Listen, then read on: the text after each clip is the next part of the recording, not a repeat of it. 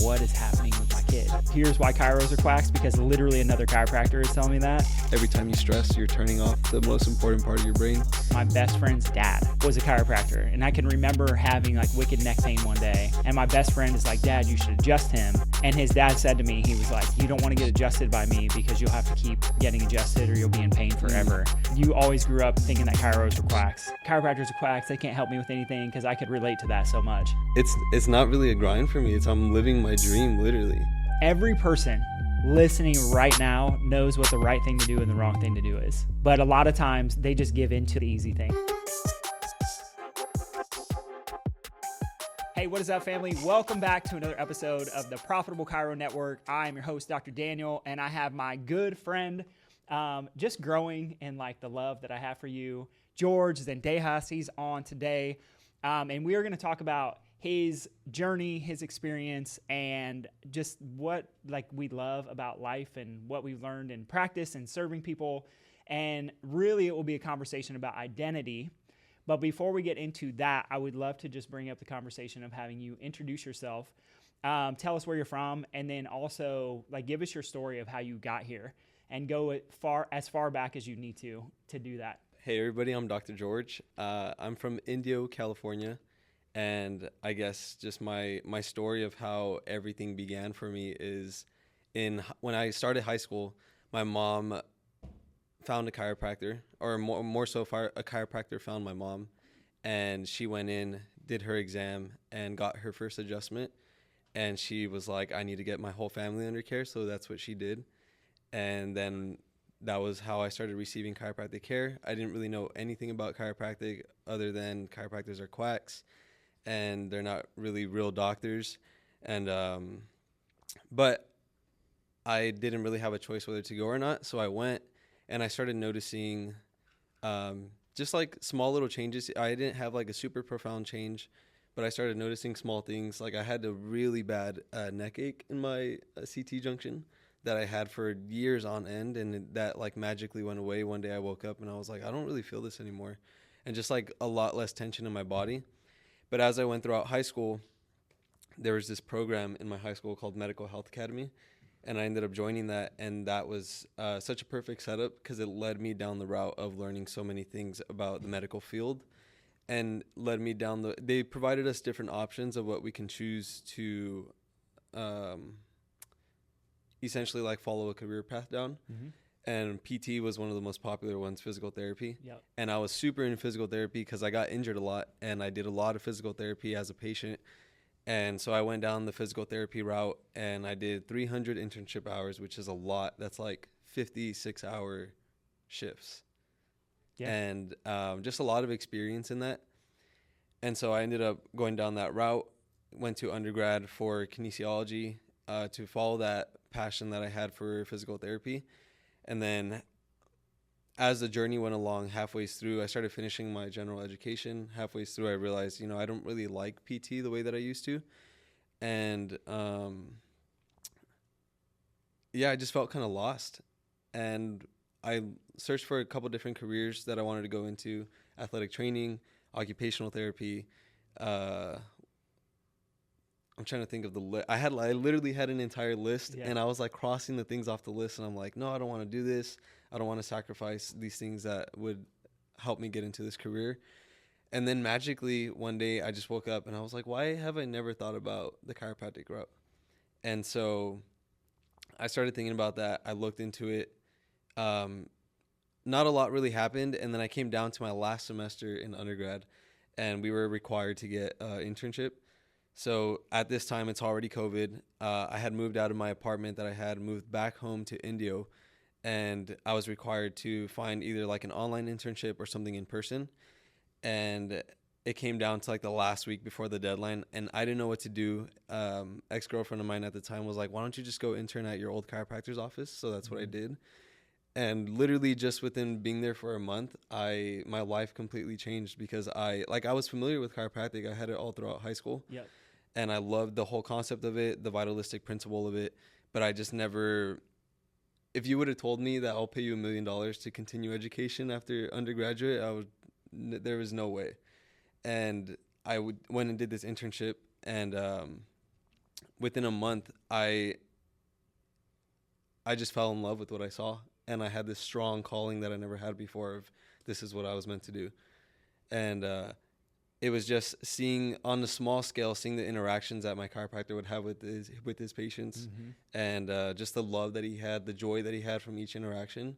But on a grand scale, just seeing how much it was impacting their lives. Like very minimal for some people, but some people were having life-changing things happen in the office for them. And it was just something that I wanted to dig into more. So then I applied to chiro school.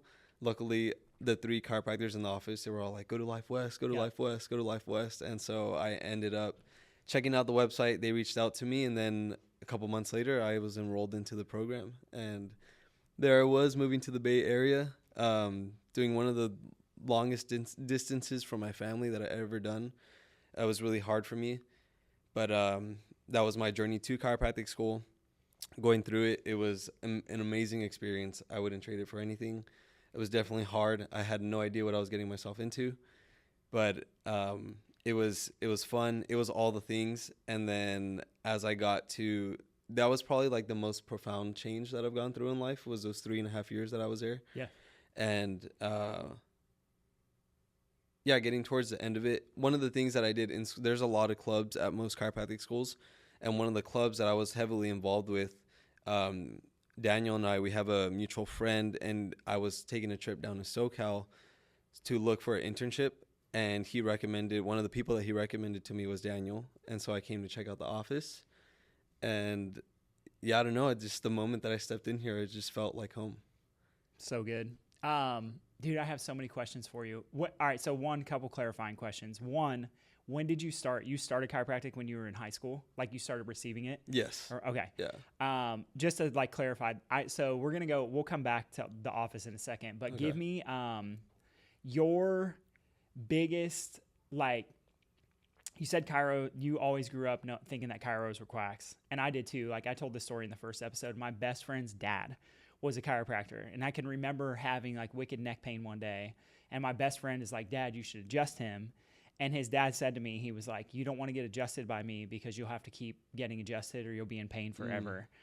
And so, which is totally not true, by the way. And you know that now, but we can talk about it. So that was my kind of intro, is like, oh, here's why chiros are quacks, because literally another chiropractor is telling me that. But for you, what was your, like, why did you have that belief, that thought process of like, chiropractors are quacks, they can't help me with anything? Because I could relate to that so much. Yeah, it was just other people. Yeah. Like being influenced by other people. Yep. I'm a very, I don't even know like what to call it, but I just sway towards people's opinions a lot in my life. And that was one of the ones that just got me good. Because for a long time, I just always thought they were quacks. And when I actually got to experience one, I was like, okay, they're not quacks.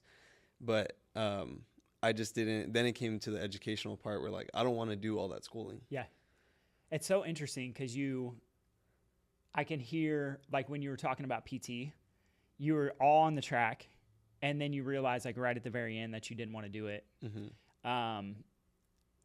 Like I don't know, dude, it's just cool to hear you say that, because I feel like there's somewhere in there where it's like that would be the smarter way to go, is to do PT. And my wife's a physical therapist, and you know this. So sometimes it doesn't make sense of like, well, why would you be a chiropractor, or why would she quit practicing PT? So what was the switch then for you where like something had to shift in you? Because most people are not going to be like, oh, that's cool that you're going to chiropractic school. Like even my dad was like, bro, he's like, I hope it works out. Yeah. Like, I'm really nervous that you're going to fail. And he's like, you can always come back and stay with me if it doesn't go well. Like, that was my dad telling me that. Yeah. So, like, for you, what was the shift? Because I feel like PT would have been the safe thing to do. Yeah. But then the purposeful, passionate thing to do for you was go chiropractic route. So, like, what was the shift in your mindset? Yeah. For me, I think the 3 things that come to mind is, one was just like the development of the person who I was. That changed a lot during that time. The second thing was I truly believe that I just wanted to have something to tell people, because everyone was asking me like, what are you going to school for? Yeah. And I wanted to have something to tell people like, oh, I'm going to school to become a physical therapist. When in reality it was more so like I was going for a kinesiology degree. Yeah. But at the time, like I didn't know the difference between the two. And I think another thing that kind of swayed me away from PT was I mean, how ironic that we're talking about identity, but I always told myself like I'm not that smart of a person. Mm-hmm. And I know PT school was really competitive. And for me, I just didn't have the best of grades. And I knew that it was going to be really tough. So I was like, I don't know if that was kind of just like the cherry on top of like, yeah, this is a route that doesn't seem easy. And I always took the easy path. So it was something that I just kind of let go of along the way. And I think going back to the development as a person, once I realized that the passion wasn't there, like I don't want to get into something and put so much work into it and then realize once I'm in the career, like, dang, I actually don't want to be doing this. Dude, it's so interesting because like I think about how many times you and I have sat in on exams with people and they're like, how come nobody else tells us? Like, how come nobody else talked about that? So like, again, you mentioned identity and that's what the whole point of the episode, but like that idea that, maybe I'm not smart enough to be a PT, and not saying that PTs aren't smart. That's not the thing. Mm-hmm. But like how many times we sit with people who have worked with everybody and they're like, how come nobody told me this before? You know what I mean? Yeah. It's definitely. so cool because arguably, I mean, I don't know, you tell me, dude, like, is it harder to explain what we do and how we do it versus what it would be to just be like, hey, we just need to stretch out these muscles or strengthen that or whatever? No, it's just different. Yeah. It's different. It gets down to the source of it, in my opinion. Yeah, for sure. And that, yeah, we can talk. We could go down the whole rabbit hole with vitalistic principles. Okay, so you mentioned when you were in your doc's office, when you did that kind of like last minute, I'm just going to go do this internship at my doc's office in Indio. Was there like one big moment, or because you said like, I like the interactions. Mm-hmm. Was there anything specific that you can think of where you're like, dude, that is what I want? Like, that's the impact that I want to have. Like, whether it's a result from a patient or just the interactions that the doc was having, is there anything specific where you're like, that was the thing? Yeah, it's like coming to me as you're asking that question. It was him turning around, and it wasn't just one time, it was multiple times. Him turning around and just seeing the passion in his eyes and telling me like, I love what I do. Yeah. How can you not love this? It's like every person that comes in is my friend, and I get to interact with them and help them in a way that not a lot of people can. Yeah. So cool. Yeah. I mean, dude, I tell people that I think you know this. You got to share this story of when you were leaving from your board review. And like, do you know what I'm talking about? The story that you told me when everybody's like, oh, we got to go back to the grind. Oh, yeah. So I'll have you tell that story in a second. But dude, I like, don't let people, whether like, do you have to work today? I'm like, no, I don't have to work. I go to the office because we get to hang out with people who we love and we absolutely love. So that's a side note. But for you, dude, tell me, like, everybody listening, they don't know this story. I know it, but I think it's so special. So you're leaving boards. Give me the thing that you told me. You're like, hey, you won't believe what they said. And I'm like, no, that's not my case. So like, can you share that? Just because I think it's so powerful, and I think that ties like directly into identity and where we're going. Yeah, so I was leaving the Bay Area because I was up there for a boards review, and one of my friends was like, oh man, so back to the grind, huh? And I was like, I took a moment and I paused and I was like, actually, dude, no, like it's not really a grind for me. I'm living my dream, literally. And the moment that I moved here and just started experiencing life down here, started experiencing life in the office, everything's been like a dream come true. And some of the things, it's like I never knew that I had that dream, but as I live it, it's so, words can't even describe it. So cool. Yeah, I mean, dude, it takes a lot of risk going from like, okay, you went Life West and then back home for just a minute in that little transition, just basically over the holidays, and then moving to South County, which is not easy to do for anyone, but you made it happen. And then like here, crushing it, taking care of lots of people. You had to learn a whole new system. And it's, I would argue, I don't know, you can tell me if I'm wrong, but I feel like it's probably even more challenging because you're actively trying to learn the stuff, not even learn the stuff, but just remember the stuff for boards. But then also knowing that there's like an entirely different way that we practice and holding like two beliefs at the same time. So I just commend you because most people would say like, that's not possible. Right. Yeah. But on the other side of like you seeing that there's more for your life, you get to experience like, dude, the office, surfing, so much other stuff. Like we've just seen so much growth in you. Yeah. So it's super cool. Yeah. Thanks for acknowledging that. Yeah. I mean, it's amazing. All right. So before we go in, we're going to shift. We're going to go into mindset. But before we go there, what has been in like, and you may have already mentioned it when you talked about coming back, where you're like, I'm going back to the dream, not to the grind. Yeah. Which could potentially be the title of this podcast, I think. But give me, what's been your biggest takeaway from being here at this office? Big, small, doesn't really matter, but like, what's your biggest takeaway? I think my biggest takeaway is just the way that it can all be delivered. And I almost want to say the way chiropractic care can be delivered, but it's so much more than chiropractic care. It's like the whole experience. Go tell me more. Like when you say the whole experience, what do you mean? Because like there's chiros listening. There's probably people who are like rolling into an office that anyway, I won't even go there. People are probably rolling into offices where they don't have the same experience. So just like elaborate so you can give anybody listening like a picture of what it could potentially look like. Yeah, I think this is more so for like the chiro side, but just I never imagined a schedule of a 3.5 day work week. Mm-hmm. So that right off the bat was like really profound for me because I had never experienced anything like that, and it is so nice.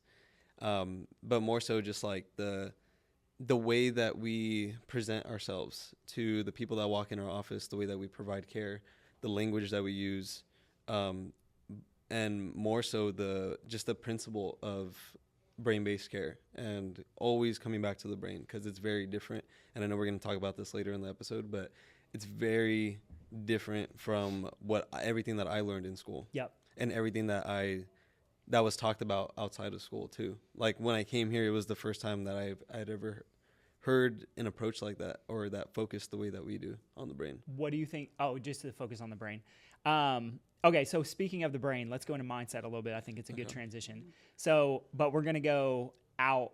We're not going to talk about the brain too much on this episode, but for you, give me a comparison of like, where were you on a mindset perspective around like money, success, what was possible for your life versus where you sit today. So even, I mean, it's been let's say 5 months. Yeah.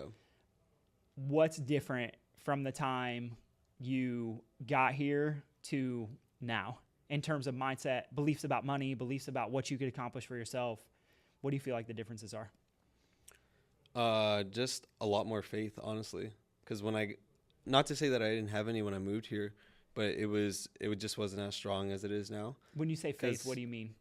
Just the belief that everything will work itself out. Yep. Because that's always been a pretty strong belief in my life, but just the growth that's happened since, I mean, we're in May, so since I got here January 1st, has improved tremendously. And there's been a lot of times where I'm like, I don't know how I'm going to pay rent this month. Yep. But I just know it's going to happen. And like trusting in that it's just grown a lot more. And just trusting that, I'm going to pass all my board exams. Everything's going to work itself out. That you guys aren't just going to ditch me on the curve one day. So many fears and insecurities and limiting beliefs that I've just been slowly getting put down. But mindset, it's definitely still something that I'm working on a daily basis. Yeah. But it's very different in the aspect that I feel a lot more confident. There's a lot more conviction growing in me and the person who I am and knowing what I do. Yep.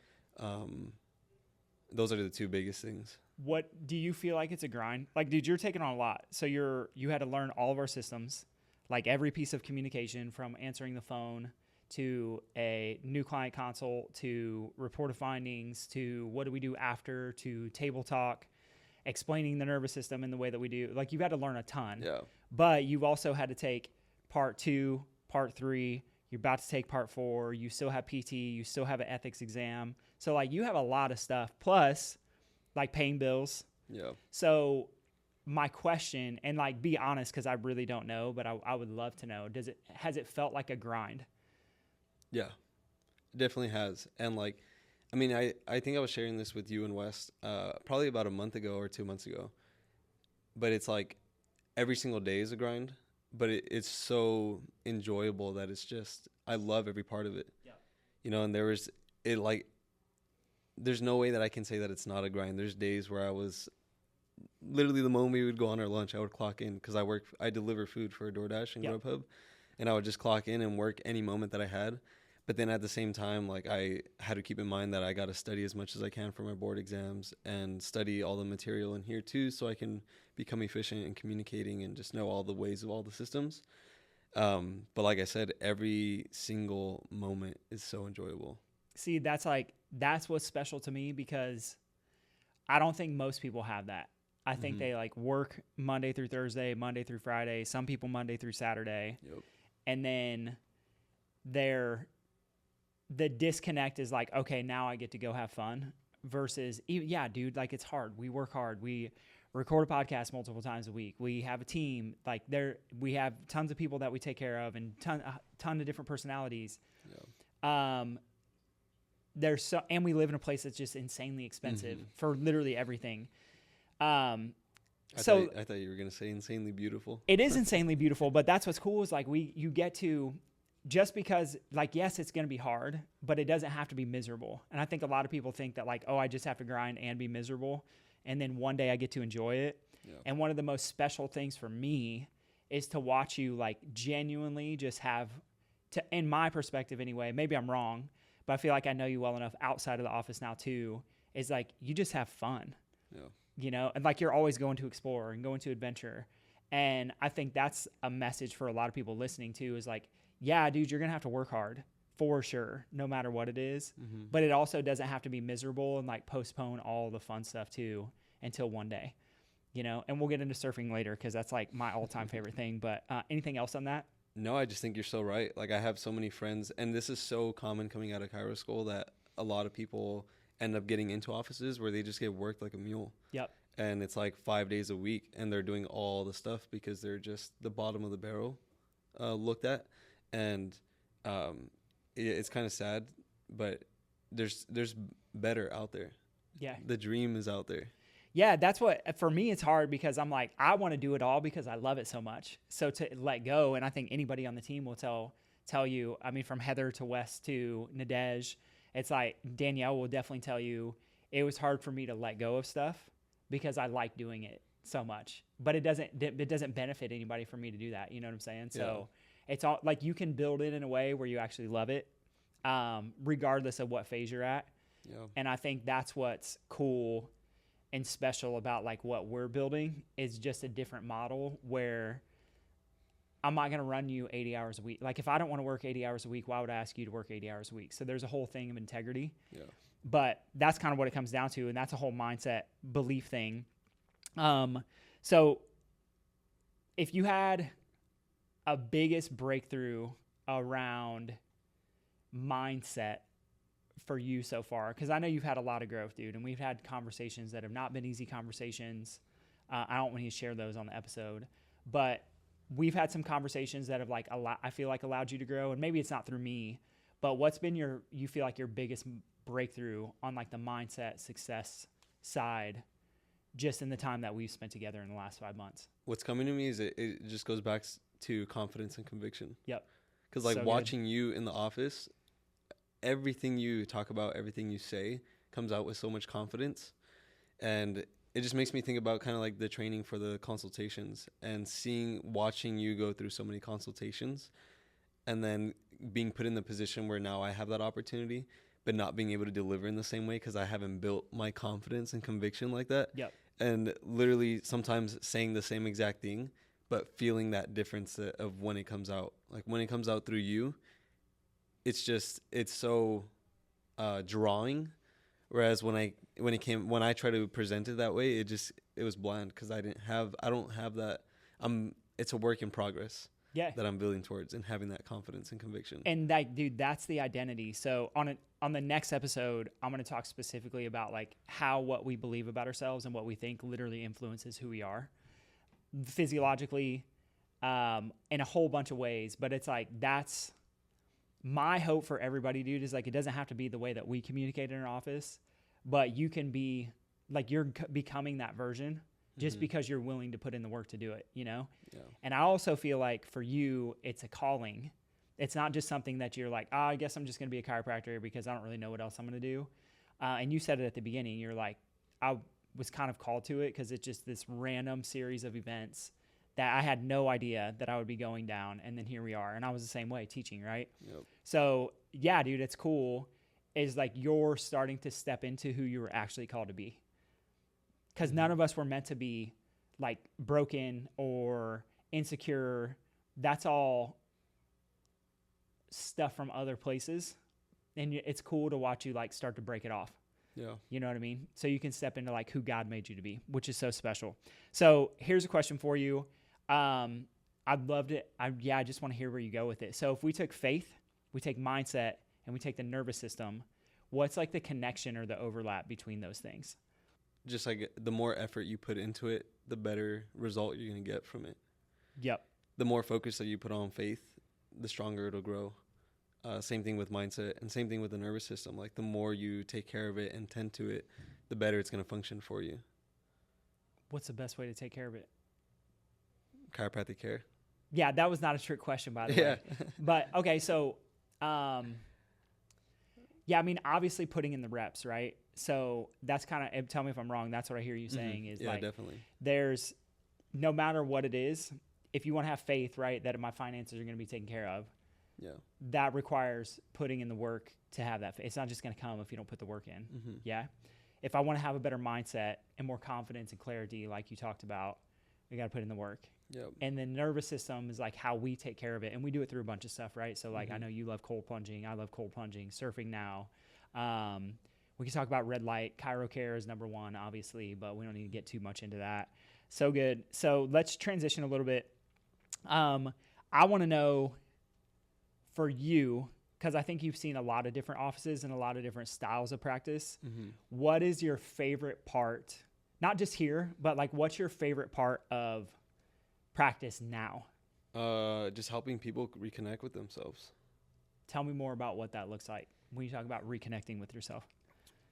Yeah, I think we live in such a disconnected world, and chiropractic just helps people be, I don't know, it's hard to explain it, to become more connected, like more present, not just externally in the environment, but also internally with themselves, and watch people change from when they lay down on the table versus when they get up, and to be able to feel that too.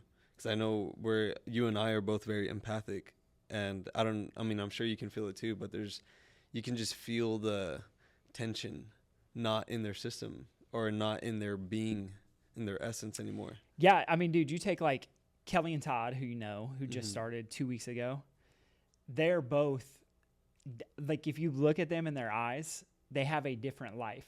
And they're in their 50s, you know, it's not like they're super old. So, but we see it all the time. I've seen it. I've been practicing a little bit longer. So sometimes I think we take it for granted. Yeah. But it's really, dude, we're giving people life back. And part of the reason is because when we adjust the way that we do here, we're waking up the brain. And that brain literally allows them more connection to God, more connection to their physiology that's going to allow them to be successful, more presence, more productivity, more profit, all the stuff we talk about. And I've talked about on all the other episodes in like the nerdy sciencey detail.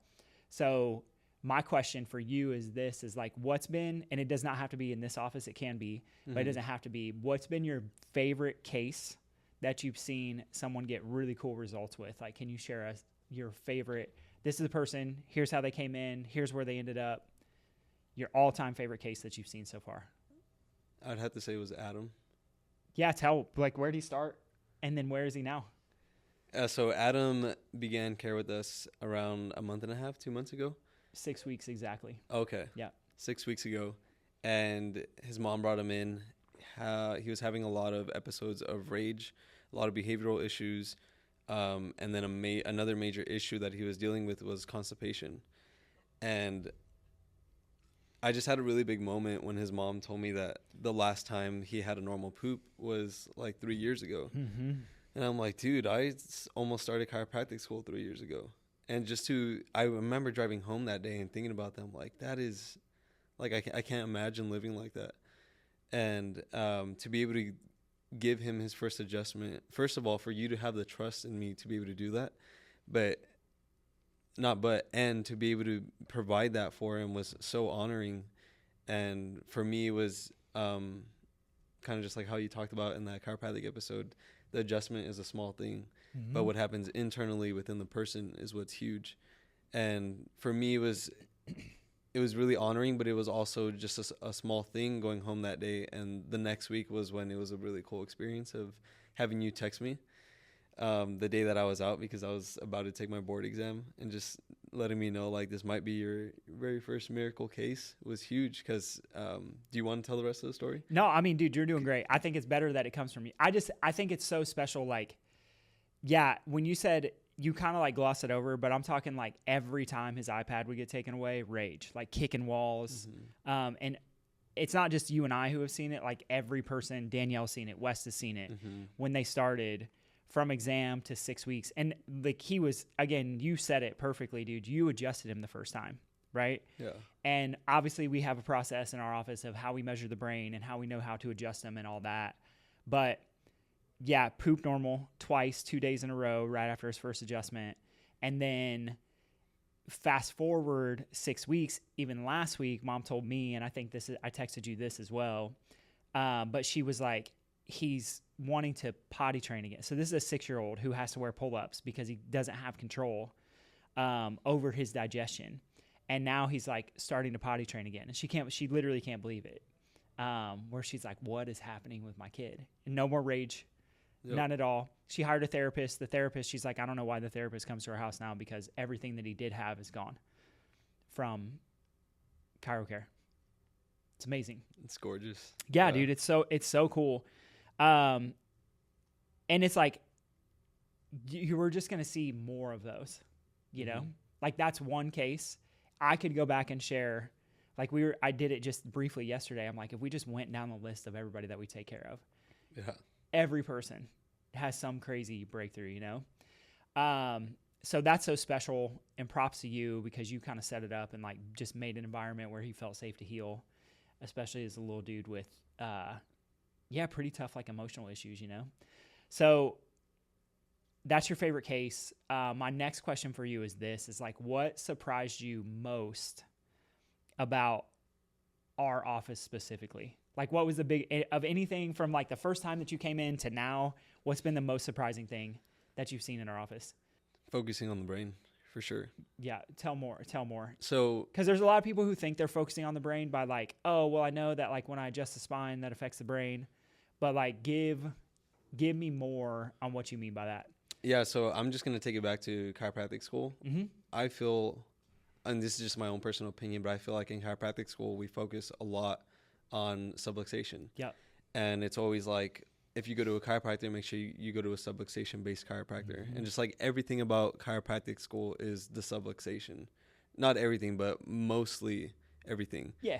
And I just came out of school so focused on it, and having this different model in my head of, I'm just going to be a subluxation slayer. Like, we're just going in, helping people, kind of like, where's your spine restricted? Let's get the joints moving properly so your nervous system can flow freely.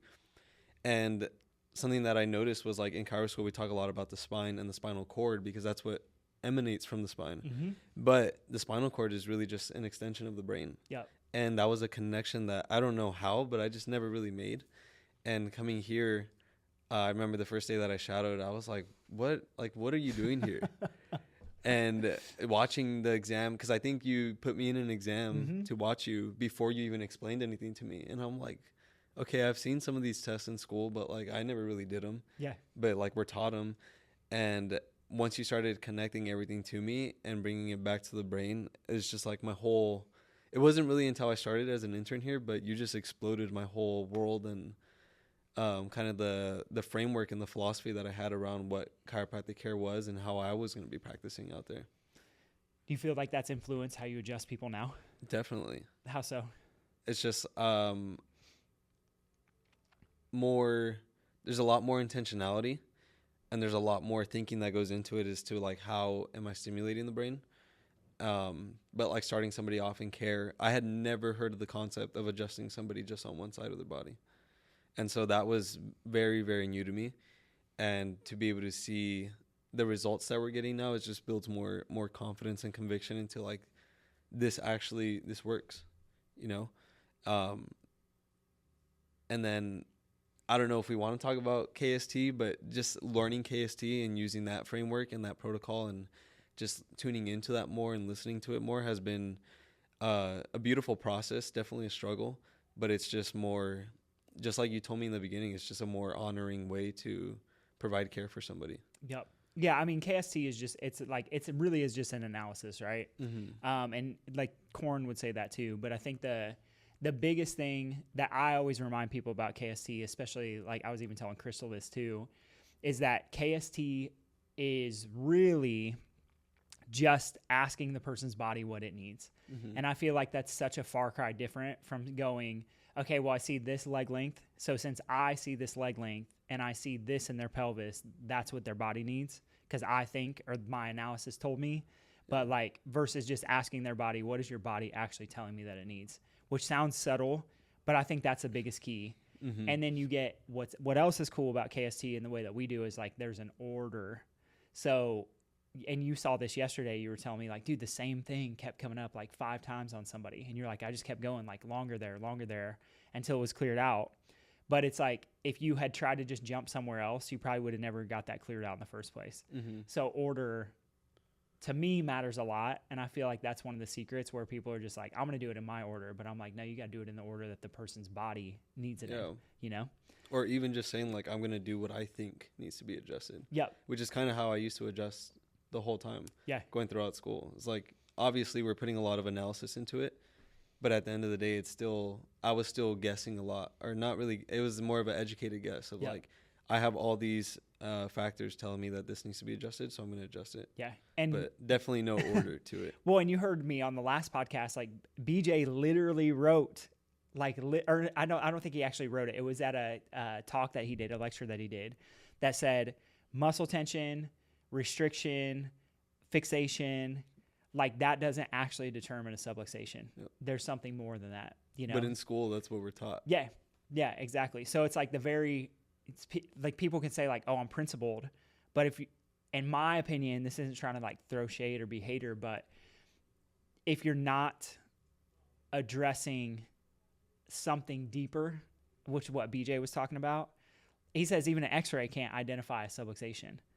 He's like, that's not what we're identifying. We're identifying fixations and like muscular imbalances. So then the question is like, all right, what's a subluxation? We don't need to get into that on this episode. What would you say? Is there anything else you want to cover on that? No, I don't think so. What would you say to, if they're like students listening, other chiros listening, is there anything you feel like they would really need to know about how we do it here that could potentially support them to practice better wherever they are? Ask the question one more time. Yeah, so if there's anybody listening who's like student, other chiro, is there anything you would want them to know that could help them practice better based on what you know about how we do it here? Yeah, that it's deeper than the spine. And looking at the brain is so important. And like we know as chiropractors that we affect the nervous system. Yep. But I had never really seen anyone measuring the brain in school or outside of school other than like functional neurologists, but that's on a much deeper scale. And I just think like if you're able to measure the brain where it's imbalanced, then it just provides a whole different, it provides more depth to what you're actually doing. Yep, for sure. And I think here in this office, again, I had never seen this anywhere else. So here in this office, the way that we do things is just, it's a beautiful process, and it's I don't know the words for it, but it's like well worked through. Like you've put a lot of experience into this and a lot of trial and error, and yeah, just bringing it back to the brain. I feel like there was another thing I wanted to say, but I can't really remember it. If it does, just throw it in. Okay. And I'm biased, dude, because it's mine, but like it's fun. That's the best part about it. It's fun and it gets results. Yeah. Where people are just mind blown. You know, you shared Adam's story. Mom, mind blown for herself, for her other son. Like so many families, Kelly, like, dude, we could just go down the list of people being like, I don't even know how this is possible that this happened. And we're like, yeah, it's just how your body was designed to function. Yeah. But we got to address the brain to do so, like you said, which is so good. All right, last little bit. So we're going to transition Okay. and I want to talk about surfing and wisdom and life. So, just tell me just share it for everybody listening, because I know and I think it's so special. Obviously, I'm biased. I'm obsessed with surfing, so I'm going to get like super fired up on it. But I want to know from your experience so far, what's it been like to go from I moved to Southern California, I live here, I want to surf. Now you've actually been, and you've also been one of the people who went when the water was really cold, when you got banged up by rocks the first time you went out. Yeah. So like, just share your journey, dude, of what it's been like to go from like, this is the thing that I want to do, to a thing that you probably won't stop doing if I think I know you the way that I know you. Yeah. It's so funny because since the moment I got here, I think it was probably like my second or third week here. I can't remember how the conversation got brought up, but you started talking about surfing and you're like, dude, we should go. And I was like, oh my God, you have no idea. Like, I've wanted to surf for so long in my life. And especially now that I'm here, like, it's literally one of my goals for 2025 to learn how to surf. But I was just always so scared of how cold the water was. Yeah. And so I would always tell you like, okay, maybe next week. And then I remember telling you like, maybe sometime in February, because at the time I was getting into cold plunging. Yep. And I was like, let me just warm myself up to the ocean water. Little did I know that when you wear a wetsuit, you don't really feel the ocean water. Nope. And I remember going out for my first surf. We went to Doheny Beach, and that was that was so scary and nerve wracking. But like, so if I could describe surfing in one word, it's just exhilarating. Yep. And being able to get out in the water, I remember watching you like run in, and I just kind of stood there on the shore like, here we go. Like, I kind of don't want to do this right now, but it's too late to back out. And just getting in the water was, and learning, like, fast forwarding till now, it's just been, I get so hyped up for Tuesdays and Thursday mornings. And like, I remember, because we have to be here pretty early Monday, Wednesday. And I was like, okay, those are going to be the only days where I'm like waking up at 4:30. But surfing just turned that around. Now every day I'm almost waking up at 4:30. So because good. I'm like, I need to get out in the water and surf. Like, this morning was kind of a bummer that we didn't go. Yeah, there's just not I mean, I don't know. The wind was on it weird, so it probably wasn't worth it to go. But yeah, it's really an exhilarating feeling, and just I can't wait to just get better at it. Yeah. What has been, if you had to compare it to life, or you could even say practice, dude, is like, I think for me, there are so many lessons, but I don't want it to be about me. What has been if you had to compare it, like, all right, this is what I can learn, or what somebody else could learn from surfing about life in general, what would you say the big lessons have been for you? Or have you even tried to tie them together yet? I haven't really tried to tie them together, but a few things that come to mind is like the biggest thing is listening. Yep. And at first, I remember my first couple sessions, I was like, okay, we're just going to try to ride every wave. Yeah. Because eventually one of them's going to like fall through, or a couple of them. But where I'm at now is like, you really got to pay attention and listen to the wave. And first of all, be able to read the waves and know when a good one's coming in versus one that's like, I probably shouldn't ride that. But that's the biggest part, is listening and just understanding that there's so many components to it. But the better you get at it, the more it just flows. Tie that listening piece to, it could be to practice or life though, because I feel like that's crucial.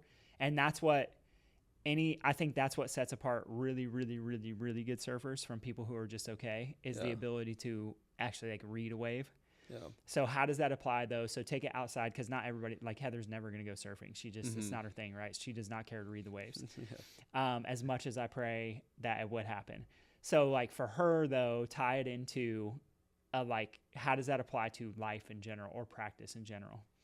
I think just listening to your instinct, like with decisions that you make, whether it's just something as simple as grabbing something from the grocery store or like eating a certain food. It's definitely helped me tune into that. Yeah. Almost like that gut feeling of like, should I do this or should I eat this? And like feeling that bodily response within me. But the biggest thing that resonates is the adjustment process. Yep. Because when I first started here, I was so nervous. And so nervous was like the biggest thing. But like the voice in my head wouldn't shut up. And I wasn't allowing myself to listen in that process of the adjustment. But over time, it's just more connected with the person and more just being guided instead of trying to do my thing and trying to prove myself, you know? Identity, dude. Yep. That's like, that is the piece of identity where it's like, you know, every person listening right now knows what the right thing to do and the wrong thing to do is. But a lot of times they're like, they don't listen enough to, they just give into like the easy thing. It's like, oh yeah, I'll just eat that and I'll like do better tomorrow. But it's like, no, you already know that's not the right thing to do, you know? Yeah. And how special it is where like you can tune into somebody's body that way and only do what their body needs and what's going to be best for them, which by the way is part of the Hippocratic Oath, is to do things that actually help make people better. And if we're not intentional about it, then I feel like that's an identity thing. Like that's just a like clashing of values, you know, if you call yourself a doctor at all. Yeah. So good. Anything else from surfing? It's something that fills up my cup.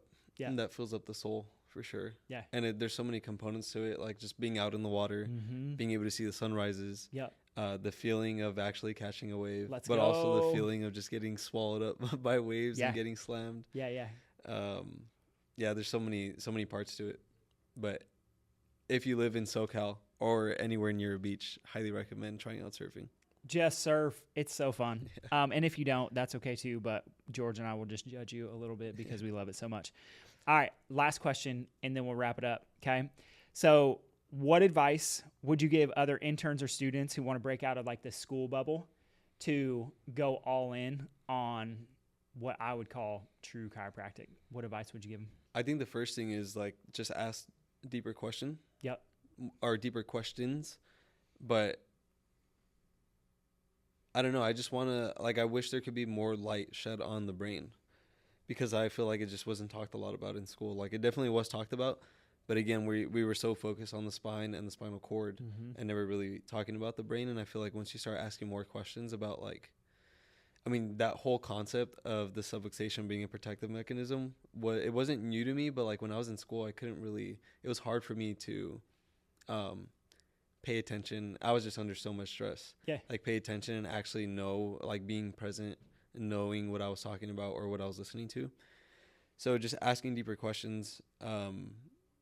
Huge piece of advice for students is like do the best that you can to not stress so much. Because every time you stress, you're turning off the most important part of your brain. Let's go, dude. Or one of the most important parts. And I think just getting out and experiencing more. It's definitely something that I wish I did. Like I didn't really start shadowing offices till the end of my schooling. And I remember starting school telling myself like I at least want to shadow one office a quarter. Yep. And it never really happened. I think there was a lot of fear behind it and a lot of like thinking that I was going to get judged or just a lot of weird things in my head. But I definitely wish that I went out and experienced more because that would have just gathered more into my cup of knowing what's out there or knowing what's possible. Yeah. You know, and then just being like finding the right people, finding the right friends, the right mentors. Yep. But I just think there's not enough resources out there for people to become interested. Yeah.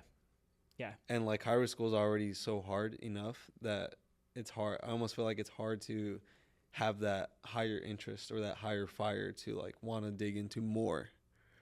Yeah, dude, for sure. I mean, it's overwhelming. Like you talked about this where you're like, chiro students are just burnt out, but I forgot. And I think it's so ironic that we are in a profession that's designed to help people get out of that stress, but it's like the most stressful situation. I understand it's a doctorate program and all that, but like I